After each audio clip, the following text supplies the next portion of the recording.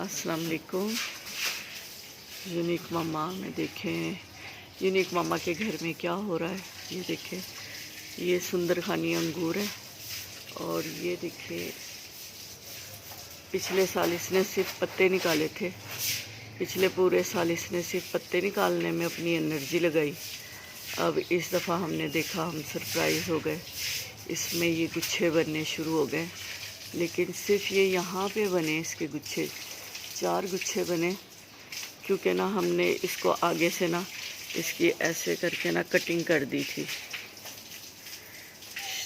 टहनियों को आगे बढ़ने नहीं दिया था। जहाँ जहाँ से हमने ऐसे कटिंग की वहाँ पे ना गुच्छे बनने शुरू हो गए। तो इंशाल्लाह ताला हम सोच रहे हैं, ये देखिए यहाँ पे भी हमने आगे से कटिंग कर दी थी तो वहाँ गुच्छा बन गया। जिस टहनी के साथ हमने कटिंग की उसके साथ ही गुच्छा बन गया। तो इंशाल्लाह ताला जैसे ही थोड़ा मौसम बाहर होगा, ऐसा धूप कम होगी जिस दिन, हम आके ना सारी शाखों में कटिंग कर देंगे ताकि हमें ज़्यादा से ज़्यादा फ्रूट मिले। और अपने घर के फ्रूट के तो क्या ही बात है, अपने हाथ का पौधा लगाया हो, कोई छोटा सा बीज लगाया हो, शाख लगाई हो, कोई कलम लगाई हो और उसमें से हमें कोई ऐसा मेहनत का मीठा मीठा फल मिल जाए, ओहो, उसकी तो बहुत ज़्यादा खुशी होती है। आप यकीन करें, जब से मैंने ये चीज़ें स्टार्ट की है ना, पहले तो हमारे पास जगह नहीं थी, अब भी जगह है, छोटी सी है, तो गमलों में मैं ये सारे काम करती थी, उसमें भी छोटी छोटी चीज़ें आती थी।